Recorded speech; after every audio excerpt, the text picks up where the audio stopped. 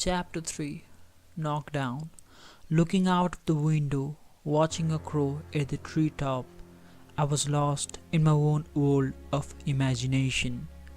I had heard once that the crow have a good attention and it is really fast in showing reflexes, but it have a slow mind as it can be fooled easily. I was a fool with a slow mind, but I was slower in reflexes too. That made me a loser even in comparison to a crow. I was crawling in the land of imagination where crow was my rival until that rivalry was weakened by a piece of sandstone striking my forehead. It was Mr. Boone. Sohan, you fool, stand up you.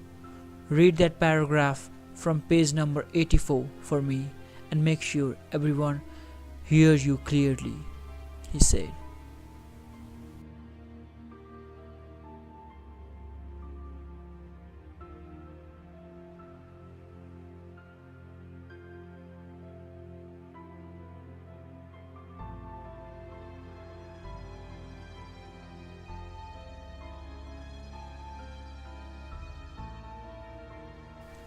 I got up, shaking and nervous. My hands were trembling, holding the book. My lips got dry as if I was severely dehydrated in an instant with sunken saliva. Unknown obstruction hindered my throat. I didn't spell a word. Every time when I tried, words and later got shuffled and I got blank. Sohan, I can't hear you. Read it louder, he said. I didn't spell a word, just went numb. Louder, he yelled, coming closer to my seat. He yelled again, louder and clear. I can't, I nodded. You can't? He got angry. Burning on the blaze of aggression, he slapped me with all the force that he got, making his hand imprint over my cheek. I was down in tears, in pain, along with the unknown numbness. I was injured badly. My gums were bleeding. I rushed home. Locking myself in my room, I cried until the tears were completely sunken. I didn't want my parents to know any of it, so I decided to let it slide, saying nothing to them. That time, I didn't want it to inflict more to their sorrow. I just closed my door slightly and got to the bed, covering my wounded face alterly by a thin blanket. I was exhausted, maybe because of all the pain and tear I flooded. Soon eyes went heavy and I got into a deep sleep.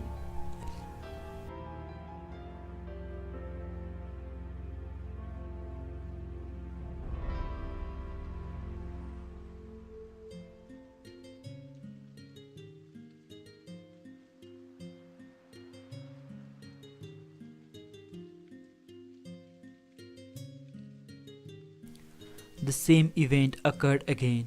I was watching out of the window, continuing the rivalry with the crow, until Mr. Poon yelled at me, making me to read the paragraph from the page number 84 again and again. I was shaking, being wordless, blank and terrified. But this time he was not just angry, he got mad at my repeated action. Sohan, he roared, dragging me out of my bench, pulling me in front of the classroom. He made me stand at the front stage. Unblocking his leather belt, he swung it, striking right at my left thigh. Then the belt started raining all over my body, giving agony of pain. He was so blind in anger that he didn't even notice, nor did he care about where he was striking. He just kept on swinging until the bell buzzed.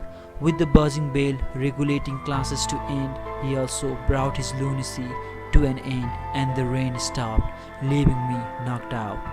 Then he pulled his belt on and went off without saying anything, like nothing has happened.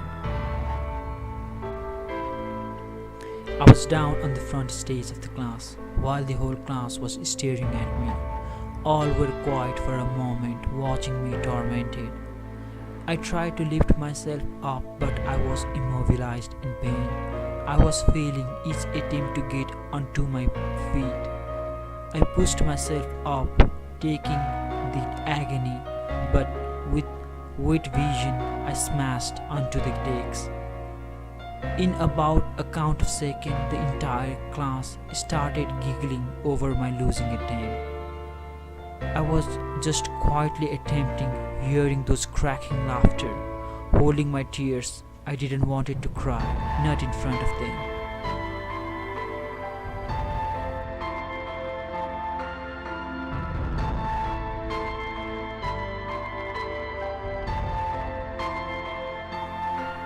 I went home and locked myself again, crying the entire day. Unknown inflexibility was over my leg.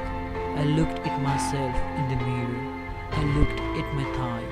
It was wounded. I was wounded. In every inch different, there were blue and dark marks, which were extremely painful, and the pain were growing more when the muscles were stretched while moving. I was bleeding slightly. I was swamped on tears. That night, I was able to hide everything from my parents, but next day the pain got worse. I was immobilized on my bed, struggling to lift myself, but my legs, my body, it was rejecting my effort. Each failing try was aggregating more and more to my pain. My body was at the peak of its threshold. Every muscles were denying the move. It was like my lower body was suppressed by an huge mountain.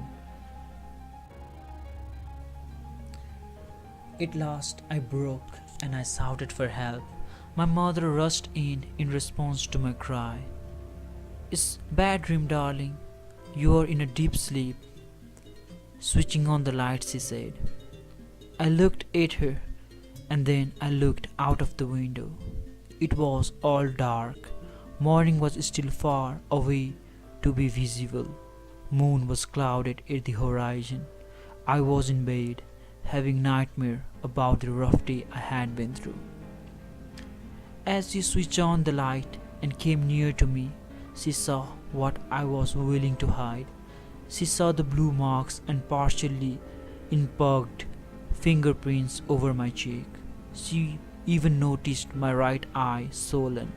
She felt abhorrent heat all over my body as I was burning in flame.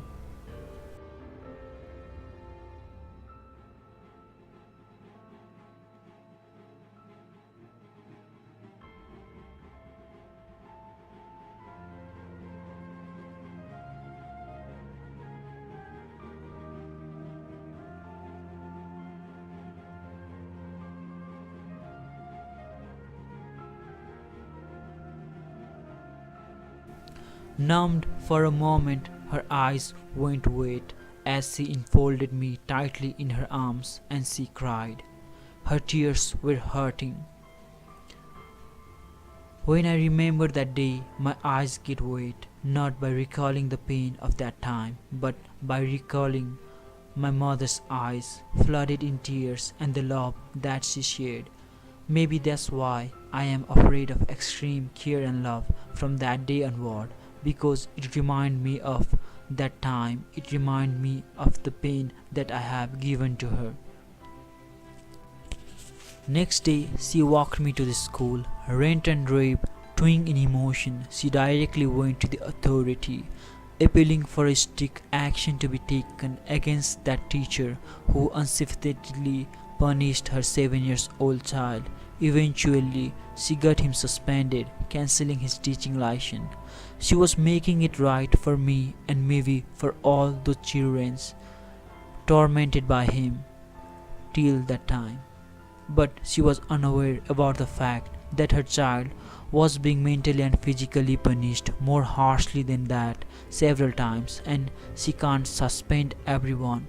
She can't suspend the world to make it right for me or for anyone like me.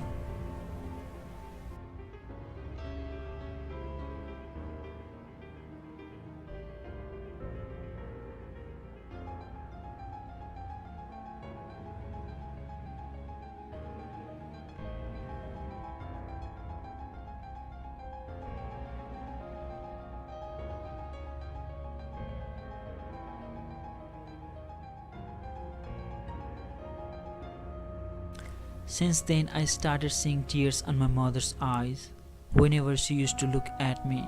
I felt my father's pain whenever he used to get worried about my future. I was ashamed to be their child because I was not just humiliated alone, they were also embarrassed along with me. I was the reason for their shame and sorrow. I didn't want it to add more to their pain.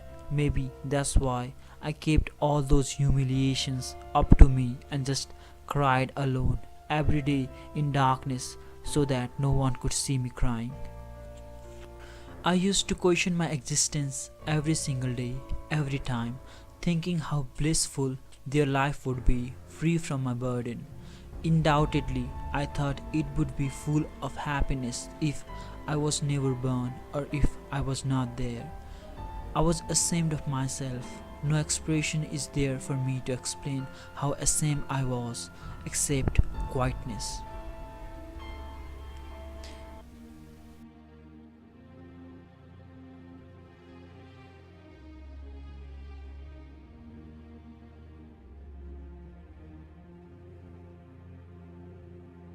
I was the living clown of school. Lots of jokes were made over my weaknesses. There was not a single person who didn't laugh at me on those shameful days. It was like as if the whole school, then the whole world was against me. I was weak and alone. I was just 7 years old when I felt humiliated and discarded by this world, and this humiliation continued until I was a teenager. There was only an imaginary God with me in my loneliness, with whom I could talk to, share all my pains and trouble, ask for what I want. Sometimes I used to pray for the happiness of my parents. Sometimes I used to pray for the guidance, and most of the time I used to pray for the quick and painless death, leaving all the guilt and embarrassment behind. Praying was all that I was able to do at that time. I hoped one day the God, Lord Shiva, will hear all my prayers of mine and will guide me, saving me from the tenuous world. I kept my faith in every God, every religion. I used to worship Shiva, Allah, Jesus, and all that I came to know about at that time. But the truth was, there was no God in reality. There was no one to hear my howling, no friends with whom I could share my sorrow. My family was just worried about me, but no one was there to support me when I needed them most. I never asked for sympathy.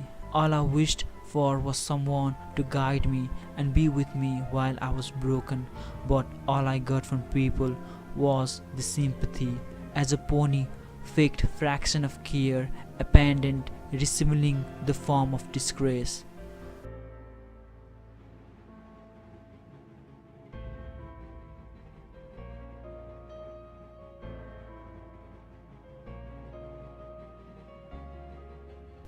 What about now, Sohan? Does those time still haunts you? His story made me so sentimental that my humanity was compelled to care. I'm still running from that past, from that history. I'm still struggling on saving my soul from that tenuous tide I have been through. I can't look at my past properly, maybe because of the fear that it will rupture me, tearing me apart inside out. Whenever those moments of past will come before my eyes, I'll break for sure right now. So I did something that I can't explain to you. What did you do? What was it? He brought curiosity to my embassy. Wait for it. You will come to know about it in time. There is always a right time to say the right thing, and this isn't the one. He took a pause for a second and continued. I know there are a lot of people in this world who have been through worse in their life, worse than mine, but for me, whatever I had was enough to scatter me into fraction, and I am not proud of what I did to myself. What did you do? I interrupted again, and again he died and denied to answer.